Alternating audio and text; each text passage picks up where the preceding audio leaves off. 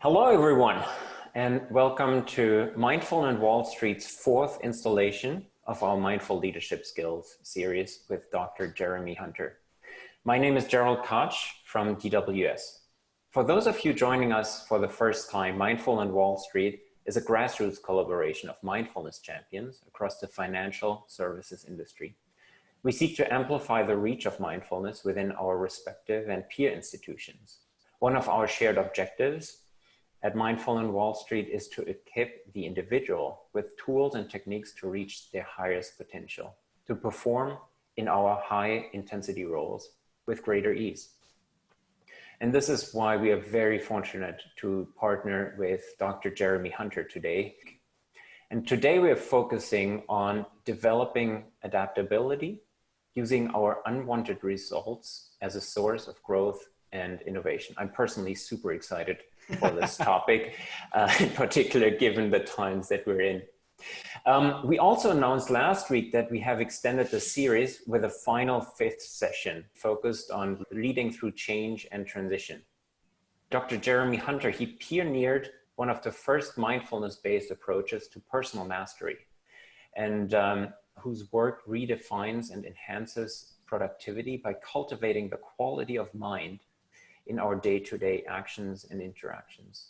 Jeremy is the founding director of the Executive Mind Leadership Institute at the Drucker School of Management of Claremont Graduate University. He has been voted Faculty of the Year 8 times by students, and when faced with life-saving surgery, 13 former students came forward as organ donors. Jeremy received his PhD from the University of Chicago under the direction of Mihaly Csikszentmihalyi. Over to you, Jeremy. Great. Let us know, how do you pronounce the last name? And then lead us through the session, please. It's Mihaly Csikszentmihalyi. Whoa, I'm impressed. Thank you. Well, thanks. Thank you, Gerald. Appreciate it. And hello, everybody. So welcome back. This is episode 4. So we will do, as Gerald mentioned, the 5th bonus episode. I thought, a lot of your questions have to do with dealing with change. And I thought, well, let's just, for kicks, build this in and kind of continue the conversation that way. In a sense, it kind of ties everything up that we've done to this point and pull the camera back into a much larger picture and help you kind of reconsider not just the moment and how do you manage a moment, but thinking about your entire life and what is that going to be about. Okay, so today we're going to talk about adaptability and how do we use unwanted results as a source of growth and innovation. And so oftentimes it's an easier place to focus on pain points, right? So like what's not working. And then we can use that as a way of understanding not only how our own minds work, but how do we begin to transform them. We'll do a quick review as always. I teach through repetition. My job is not to just give you more and more information, but to help you learn it and contextualize it. And so we'll always begin with where did we leave off, and then trying to build a foundation in terms of your own understanding so that by the end of it, something in there has stuck, right? That's my goal. So today we're going to focus on seeing the invisible and how do we see what we normally don't see. You didn't know we're going to get superpowers today, but we will. We'll do levitating the cat next time. So that's why we didn't really want to advertise that up front, but and that's why it takes a special registration. But if you have a cat handy for next week, please just have them kind of standing by. Okay, that's a joke if you hadn't caught that yet. But so then today we're also going to look at how do you create reality. And not in a sense of close your eyes and wish really hard and suddenly a Maserati shows up in your parking lot, but rather like seeing the process by which you create your own experience, okay? And then when we can do that, that gives us the capacity to make different choices about it, all right? And then what's the role in the leader of all this? We focused primarily on you for the first 3 or 4 sessions. And now we'll start to turn it outward and look at the team you're engaging with or your family or the organization in general or whomever. So then have a quick discussion about takeaways and what we're going to do for next time. So just to do a quick review, right, how I see the world is that we are the unit of analysis that we work with is a moment, and that the moment is where all of life happens, right? It's, as I say, it's not just a bumper sticker, right? It's like, live your life in the moment or whatever. But if we actually stop and look, right, all experience is happening now. And that the thoughts we think, the emotions we feel, the choices we make, the actions we take spill out from the moment into these larger nested set of relationships that we're interconnected with, right? So, the decisions I make affect me, right? They affect my team or my family or your organization or the community you're involved with, to, the whole planet. And I know that there's a fair number of you who are working in the sustainability space and regenerative economy and thinking about what does a post-carbon economy look like and how do we invest for that. And so I want to also speak to that as well, and we'll do a little bit of that next week as well. But our actions in the moment ripple out into our lives, across the biosphere, basically, right? So, and it's hard to see that sometimes, but we, intuitively we know that's true. So why we spend a lot of the upfront part of the conversation focusing on you is that, what you're putting into your network is contagious, right? And, of course, in this historical moment, that has a lot of different kinds of resonances. So what are we putting into our network, right? And are you conscious of that? And how your actions affect the actions of others and vice versa, because eventually those arrows start to return and point back. So part of this effort for you as a leader, for you as a son or daughter or a spouse or sibling, is about becoming more aware of what's going on inside so that we can deal with what's going on outside better. And so we're focusing a lot on how to manage the inner game, like what goes on inside you. I imagine that you're all excellent at managing your outer game, or at least the technical aspects of your work, right? And that many of us, most of my clients are operating in knowledge situations, knowledge industries. And so, we're using our mind to make a living, and people come to us for a technical skill, right? And what really differentiates somebody in that place is how do you manage the inner game of the relationship, not only with yourself, but with the client, with one another, in terms of what kind of culture are you creating as an organization, and then how do you engage with your community, right? So I see this conversation really as a relationship between what's going on inside and what's going on outside, and to be effective, that conversation has to be mobilized now in the moment, right? Because that's when it matters. So we talked about the 3 principles for managing the inner game, right? That principle 1 is acknowledging what you're experiencing inside, right? Like, what are you experiencing right now, right? And that many of us, a lot of the time, don't really see what we're experiencing a lot of the time, And so then once we start to see that, step 2 or principle 2 is like accept that, oh, right now inside I am experiencing this, right? Yet again, regret. For 4 weeks in a row, I've shown up for this thing, and like, why am I using 4:30 to 5:30 to come to this webinar, right?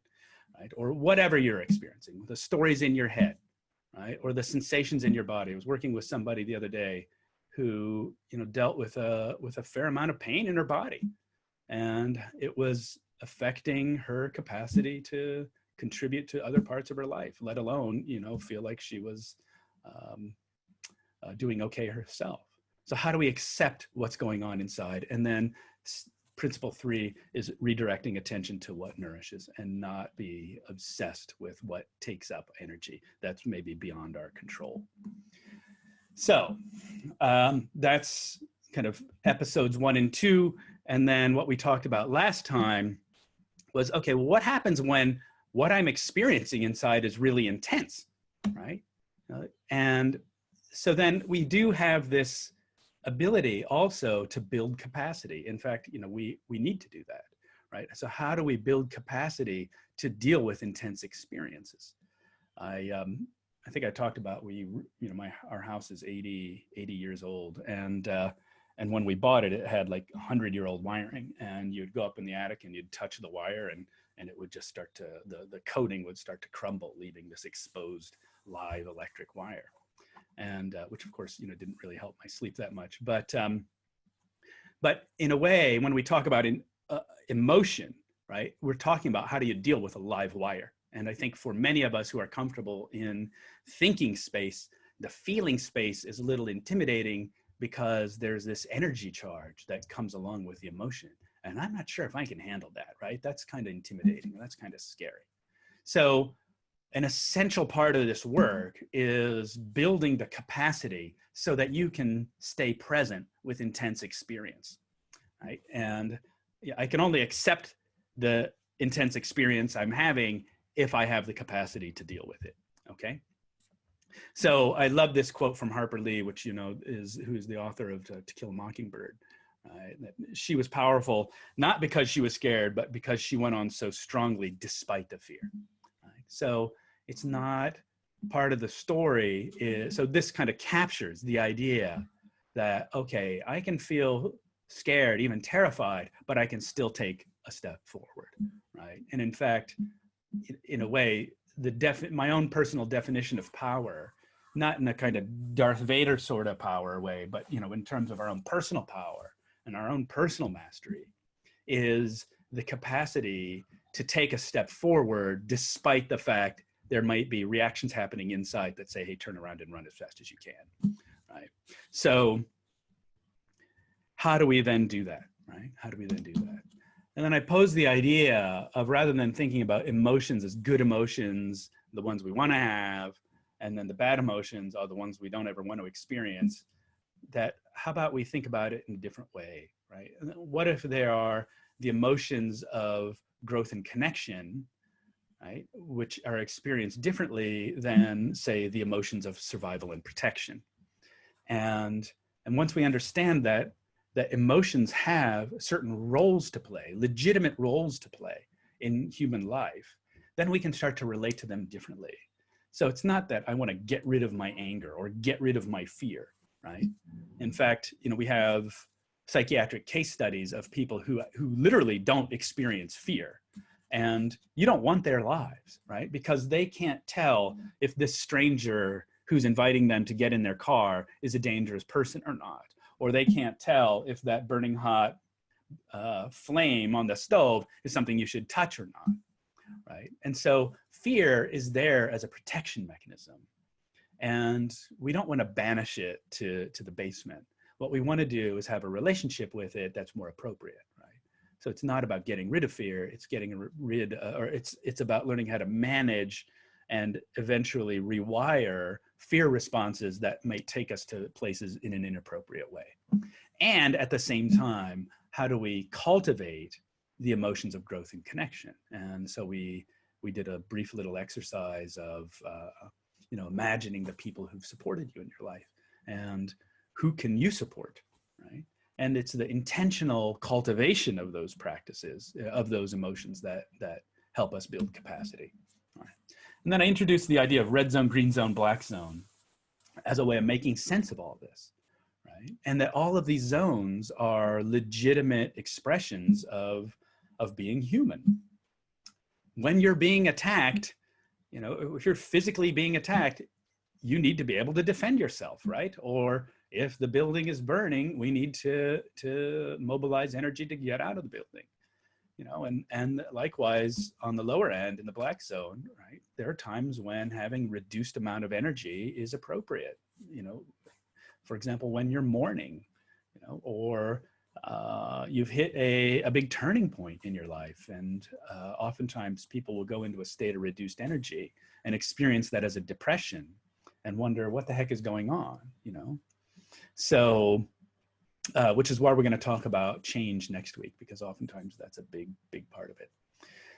And then there's the green zone, what I call the zone of coherence. And we can label this in any number of ways, but here's where we're our most sophisticated and our most adaptive, and we can engage with other people effectively. We can step into their shoes. We are able to adapt. We have a sense of humor. Actually, having a sense of humor is one of the biggest signs of emotional health, right? Because what a sense of humor does is tell you that, oh, I can step out of my current reality and see things from a different point of view, from a different sense of reality. And so when we become too rigid and we lose our humor, what we're also doing is losing our mental and emotional flexibility.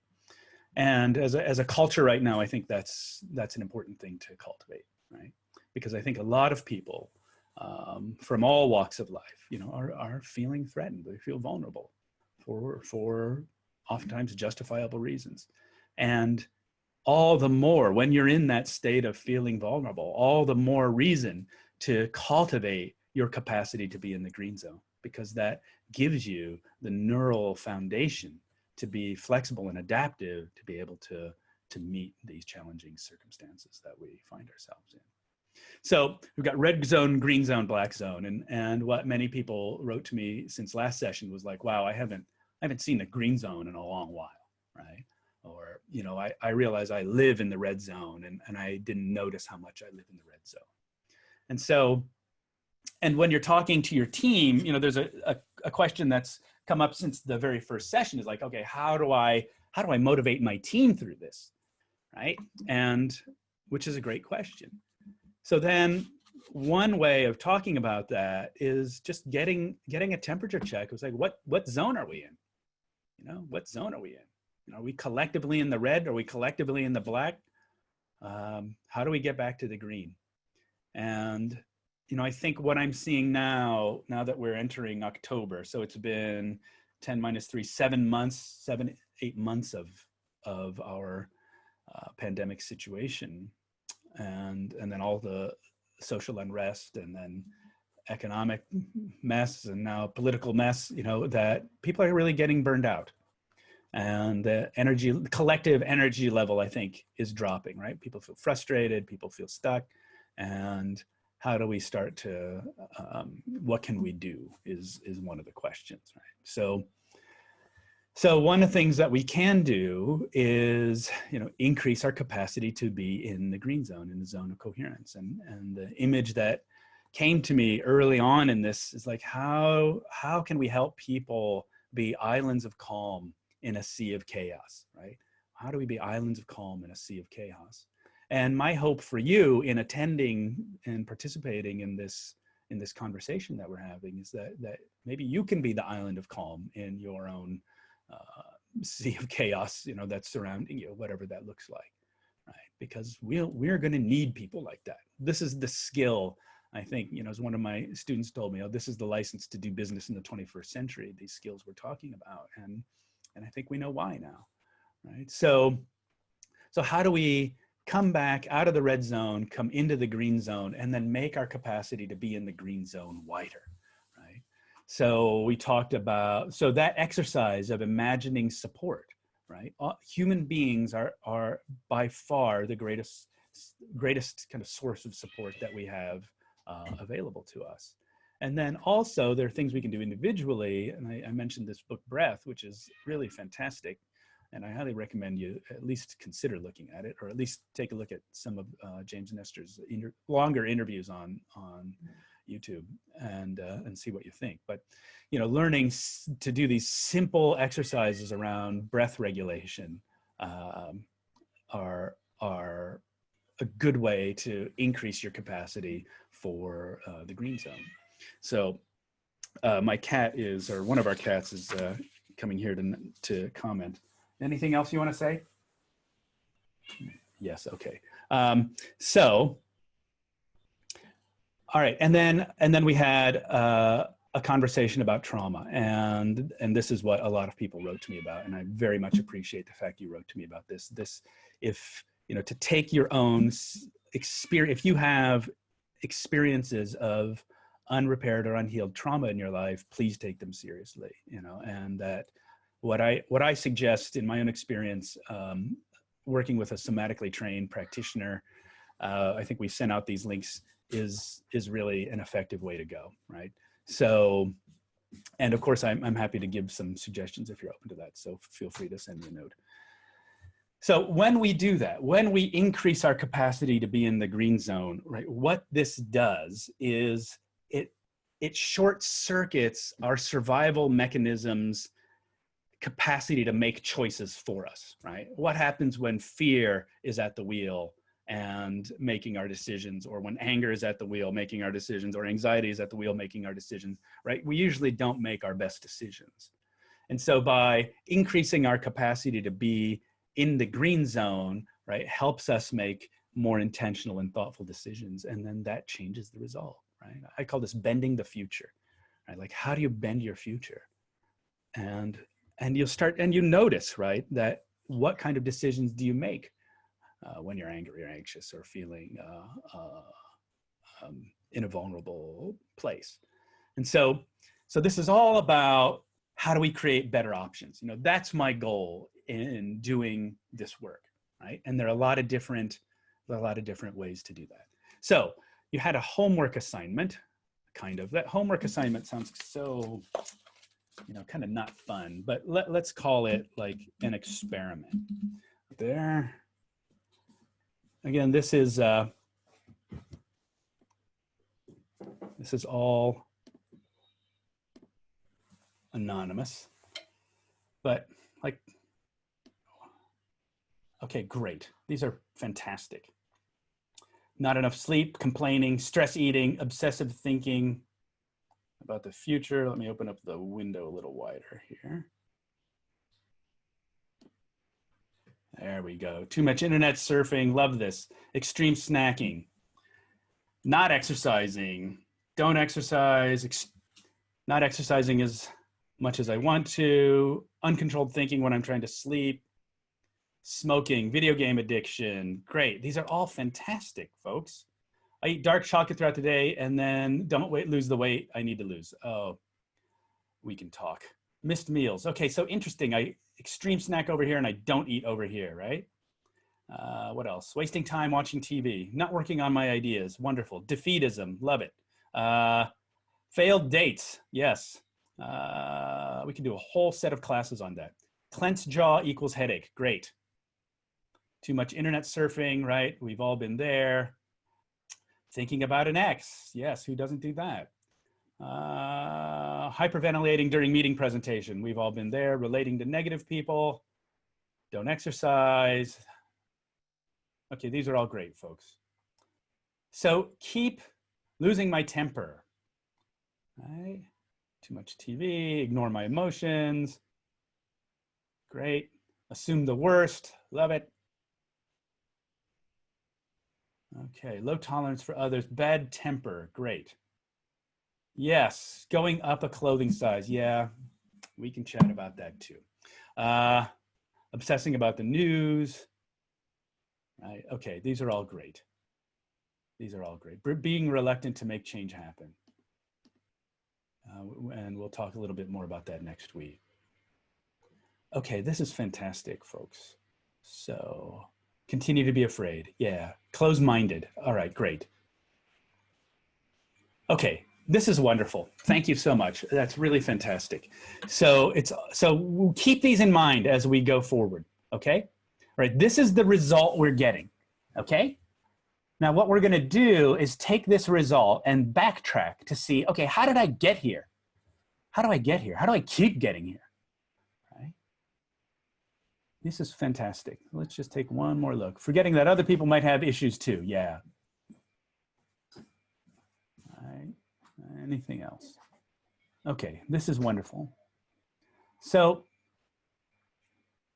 okay, so keep these in mind. And what we're gonna do is a moment-to-moment analysis of how do we generate these issues, all right? And I'll keep these up in a minute. So we're gonna see, like, we'll do a moment-to-moment analysis of how is it we keep getting here, okay? That's where we're gonna go today. All right, so the reason why, right, is that oftentimes we're blind to this. We don't know how this result gets created. In fact, so that's why we start with the result and then we go backward, actually, right? Okay, I have this result. I eat too much. Okay, the action, actually the result is I'm overweight. And the action is I eat too much. And the choices are that, okay, I either eat the things that I shouldn't eat, or I eat things that are too much of whatever or something, right? And then what's going on inside us at that moment, okay? So that's kind of where we're headed. So I didn't talk about this before, but this whole mindfulness stuff, you can think about it as some exotic Asian thing, but what's also important to know is that the same idea has shown up in cultures across time and space. And the one that I thought might be of interest to your community is Adam Smith himself, right?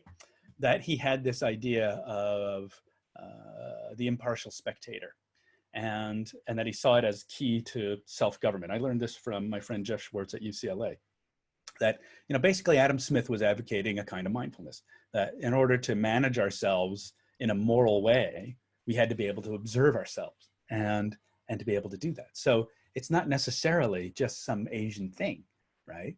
But it's also kind of part and parcel of the Western tradition, this idea of cultivating the capacity to see ourselves more clearly, right? And then we get to Drucker. As you know, I teach at the Drucker School, and he had this idea, and I think this is germane to your community as well, is that we've overtrained in analysis and we've undertrained in perception.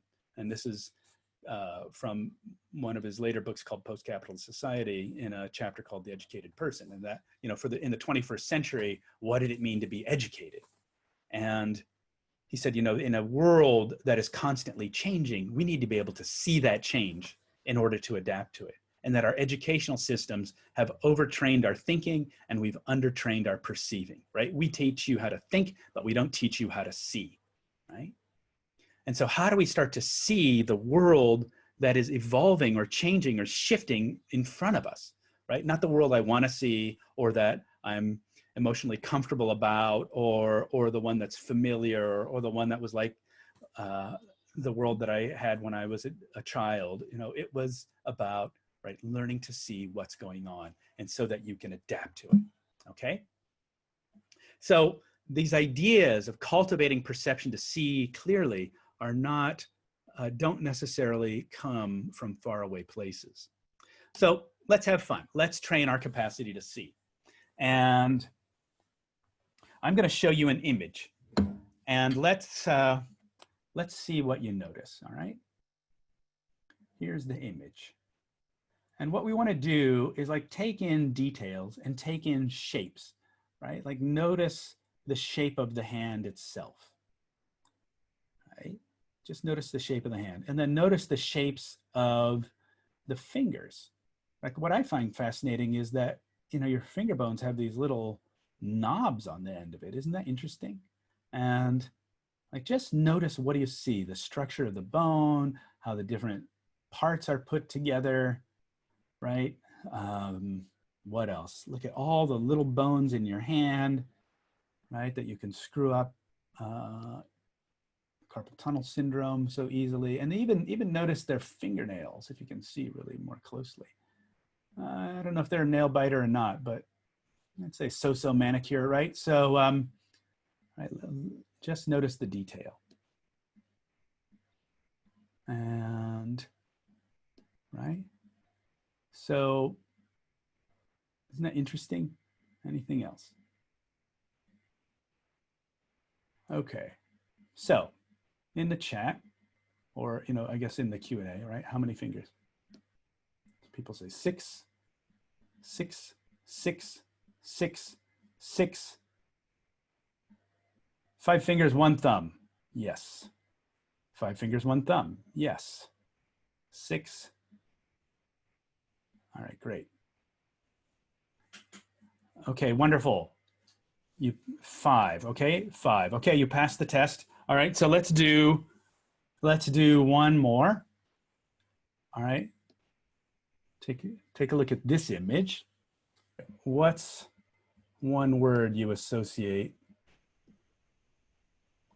All right.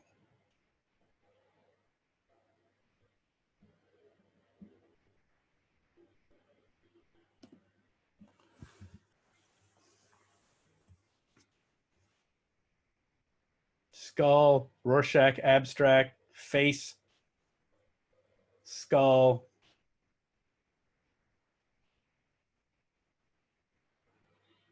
Vines, oh, that's great. I've never seen vines. Canada, Louisiana, sinister, skull, moon, copied, yeah. Alien, great. Skull, face,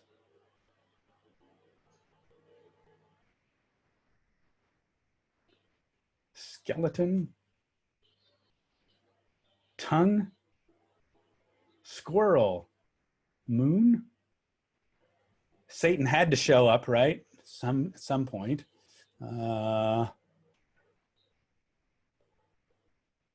Teeth. All right, anything else? Only 49 results and 172 of you. Okay. Sadness, X-ray, art, contemplation, jail.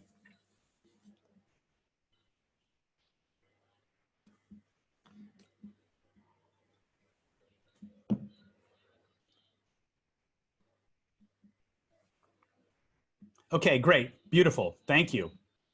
So skull was number one, cow was number two, by far, right? So interesting, right? People said cow. If I had shown this first and not the hands, would you have seen the cow, right? Clearly a majority of the people did not see the cow. And what I find oftentimes is that, you know, where people's attention goes is actually here, is in the lower left-hand corner, right? And so I would say about a third of people's attention goes there. And maybe that was true for you or not. But in any case, usually in a group of say 100 people or even 300 people, only at most 5 or 10 people will see the cow. And you know what we see, oftentimes people's attention will go here because I planted this image in the beginning with this conversation around the hand. But had I started, say, with this image and shown, hey, let's look at a cow, would you probably more likely see the cow in the next image? Probably. So we'll see. So what's the point here? The point here is that we co-construct our experience, right? Some people are fond of saying that we construct our experience, but I don't think it's that simple. But we're co-constructing our experience. We take in images and we put our own meanings to them. And so, you know, what that looks like, let's just take a quick peek here again, right? You've got all these other constructions. Cow is probably, you know, the second biggest one, interestingly, right? And so understanding that you're co-constructing experiences is essential to the whole mindfulness process. And so if we don't see how we're constructing experience, we don't see how we're making choices, what action we take, and then the result we get, right? And so what we're trying to do, right, and what Adam Smith is suggesting we do, right, is to say, you know, start inquiring about how are we constructing things, right? How are we constructing things? And and then one way to do that is to make these inquiries. Like right now, what's happening in my body? Right now, what are the emotions I'm experiencing? Right now, what are the stories am I telling myself? And how is that forcing certain kind of choices or disallowing other kinds of choices? And so, and then how do those choices turn into action? And then how do we get the result we get, right? And so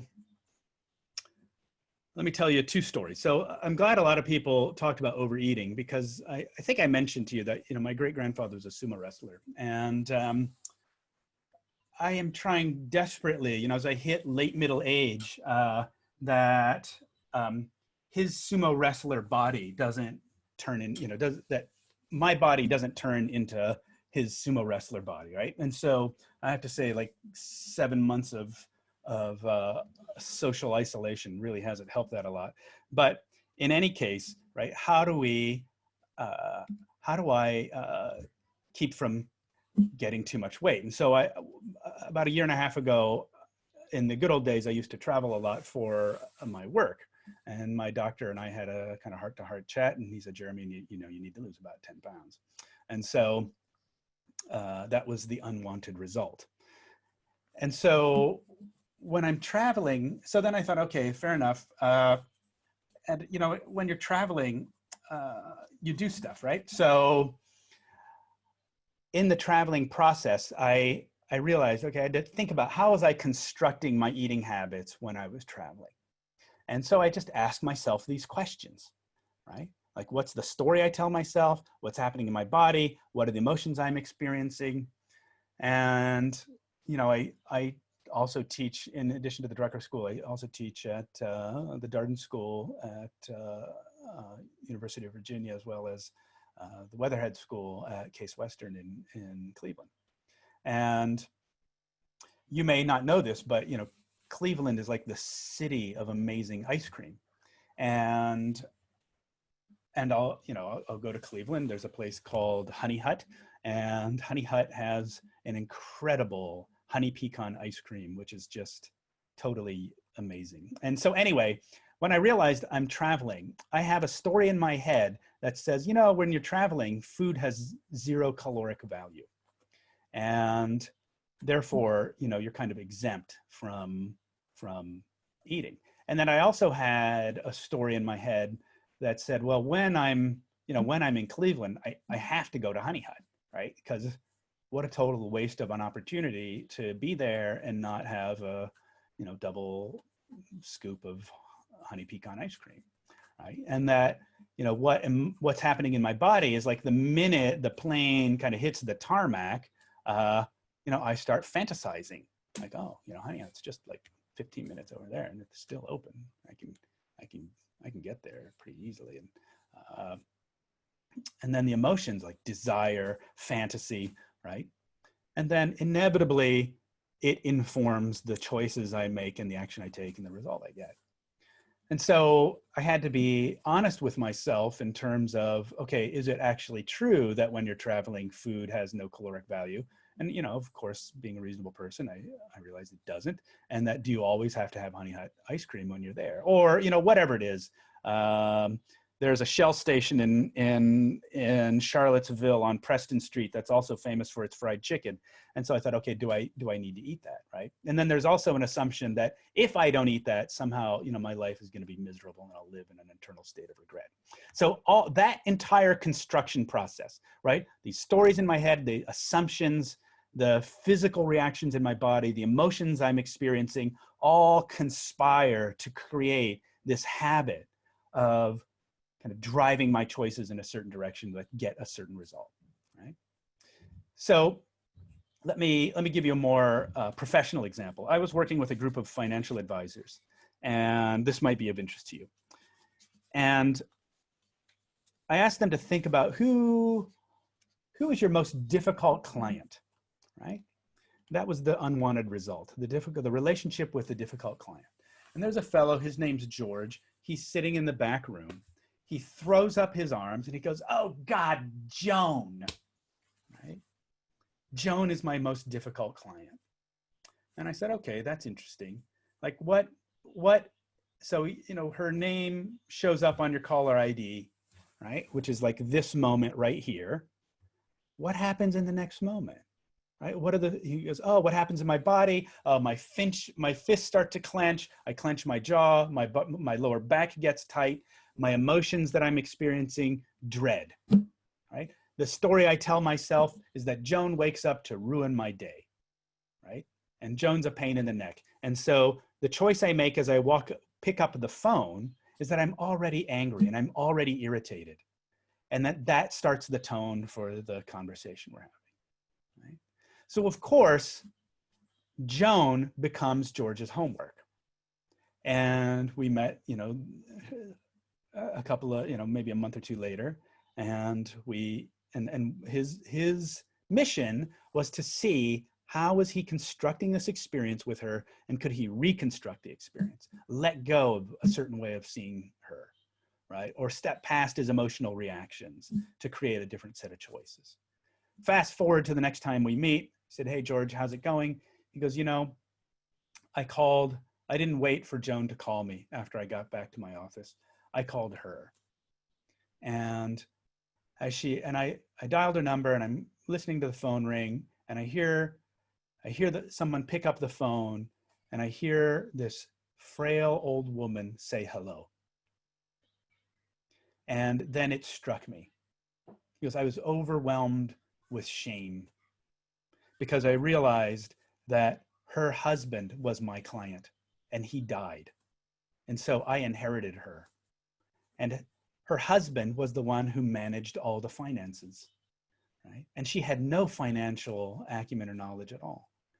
And then I realized that when she calls me, she's doing so from a place of anxiety about her financial future, because she doesn't have these tools. And that the anxiety she's experiencing that comes across the phone line, I took personally. And that's why I was embarrassed about myself. And he said, I immediately let go of this assumption that Joan wakes up to ruin my day. And I realized I'm talking to a little old lady who is worried about her financial future, who has no tools to really understand how to make decisions about that, and that she needs my help. And at that moment, my heart broke open to her.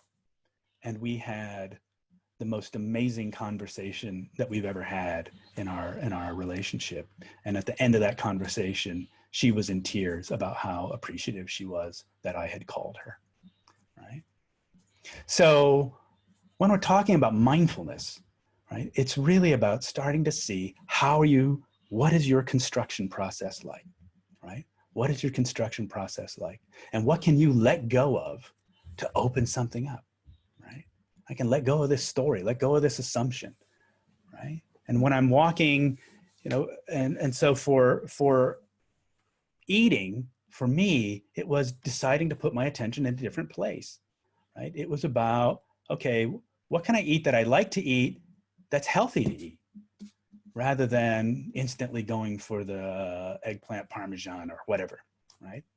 And so that started to by making those kind of different kinds of choices over and over and over again, right? We can start to make a different future, right? It's that, in a way, it's that simple. Conceptually, it's very simple, but it's really about seeing first, how are you constructing, right? And then having the capacity to be present with that construction, and then to let it go, right? Let it go, and let go of an assumption, let go of a judgment, step past an emotion, right? Step past an emotional reaction, right? You're walking down the junk food aisle at the grocery store, and can I walk past it without picking something up, right? So eventually I didn't lose 10 pounds, I lost 20, and had to rebuy a whole new wardrobe. But since COVID, right, I regained 10. So that's the next mission, to go back to the glory days of January 2020. So, okay, so does this make sense? If you start to think about your own process, your own construction process, right? How do you get there? How do you get there? How do you get to this unwanted result? So for the person who loses their temper, for the person who always thinks the worst, right? Excuse me. What are the stories you're telling yourself? And is there an alternate narrative you could choose, right? Let me take a look at some of these others. We can go back for a second, right? Here we go.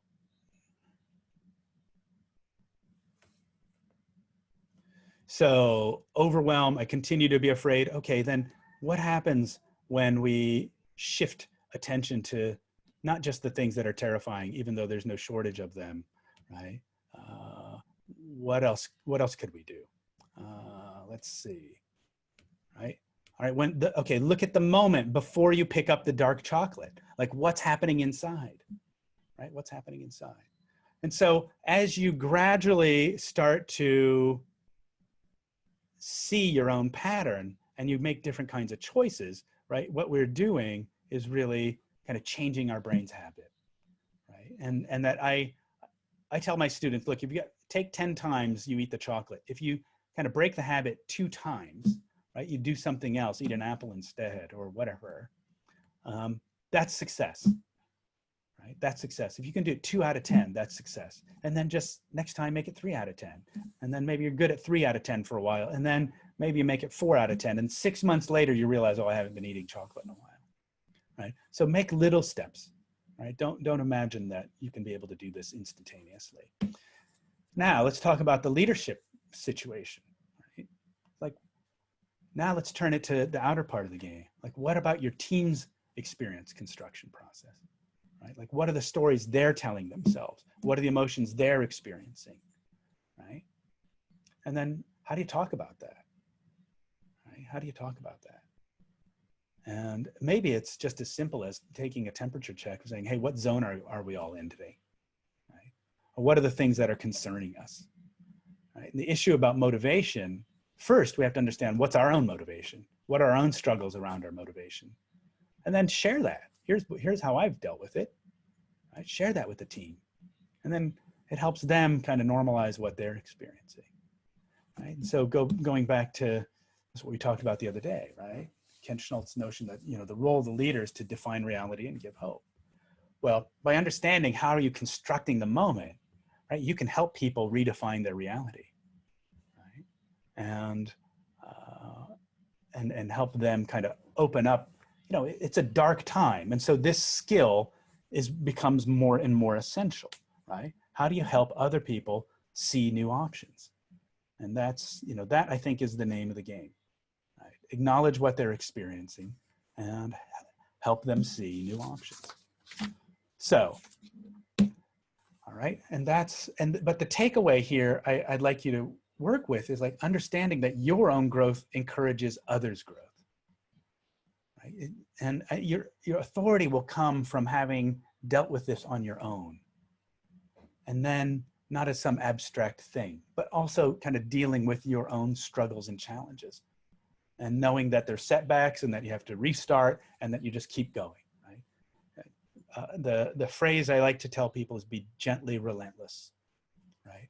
Gently relentless, and just keep putting one foot in front of the other. Understanding how are you constructing experience, that you have the capacity to reconstruct it, and that when you reconstruct it, right, you can create different kinds of options and different kinds of results.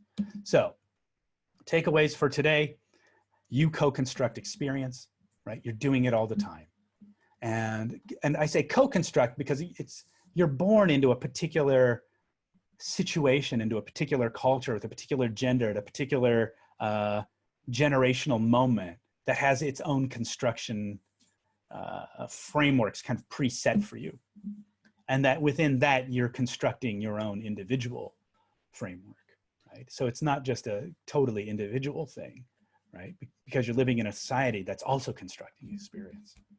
So what mindfulness does is help to see the construction process and to step back from it and reconstruct it, right? And that when you reconstruct it and you can shift the construction process, you can shift the result, right? So I no longer look for what is the tastiest deep fried thing on this menu, but what is the tastiest thing that can help me live a long time, right? And then how well do you understand your team's processes or your spouse's processes or your family's processes? And then how do you talk about it, right? And that's really, I think at this point, the best we can do. So, all right, that's each one of these sessions is like a week of my own class, right? So you've gotten 3 weeks. This is 4 weeks. There are only 31 more weeks of material. But anyway, for next episode, right? How are you dealing with change, right? That's my question for you. It's like, how do you deal with change? How do you deal with change? And, right? It all starts, look for the moment, what I call the moment after, or the moment before you make a choice, right? And what are you experiencing? I found that changing things 2 out of 10 times feels pointless, and I end up giving back and going back and doing the bad thing all 10, right? Okay, so it's hard to keep motivated when I don't see the change. Yeah. Congratulate yourselves that you can do it at least twice, and then build on it, and try to do it 3 times. My point in saying this to you in this way is change doesn't happen instantaneously. Like I can flip on the light and the light turns on. It doesn't happen that way. It happens more gradually. And so be patient with an understanding that you're rewiring something, and that rewiring takes time.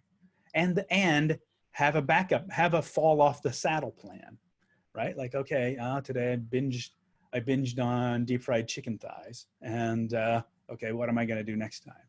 Right? Allow that to be okay, right? So don't assume that change can happen overnight. So Guadalupe, how do you deal when they transfer you to another division? So how do you deal with the uncertainty? Okay, a couple things. So tune in next week, partly, but let me give you a little preview. Look at, first of all, understand what's your own experience of the uncertainty, and what does that feel like? And then notice, where are you putting your attention? Like on the places that, are you putting on the places that attention on the places that you don't know and that you can't control, right? Versus what are your sources of strength that you can rest on? Like, what's not changing, right? That might be a question you could ask yourself. Like, what's not changing? And what are the resources you have available to you that you can draw on, right? Like we practiced last week. How can you construct a coping mechanism in situations when you cannot perceive what is happening with another person who comes across as a challenging and potentially adversarial? Aha. Okay, so I have a whole class on conflict. And one way of dealing with that is trying to figure out what are their vital interests, right? What are their vital interests? What is important to that person? And how can you speak to or acknowledge or even help them meet their vital interests? Might be one way. Another way, I don't know your situation, so I can't comment, is ask them, what do they need? What do they want? What's important to them, right? And figure that out, right? Or ask people who know them, right? But in any case, I think the key is trying to understand what their vital interests are. And then that gives you leverage in helping to engage with them, all right? Jeremy, I think this was extremely helpful and super interesting. Thank you so much. I mean, my key takeaway, I think, is the intentional choice. It's being mindful in the moment and non-judgmental in the moment about what's actually going on and what are the choices that I have, and really taking the time, like becoming quiet enough in order to evaluate the different choices and then make a choice. Hopefully you can stick to it. Not oftentimes you can't, but hopefully you can. Yeah. And so I think this was extremely helpful. Thank you so much. And also thank you everyone for attending. If you found this session helpful today or the last few weeks, please join us again next week for the grand finale, which is leading through change. Yes, leading through change and transition. Thank you so much for joining. Jeremy, thank you so much for the insights today. And we're so excited to have you again next week. Yep, my pleasure. Thanks, Gerald. Thank you. Take care, everybody.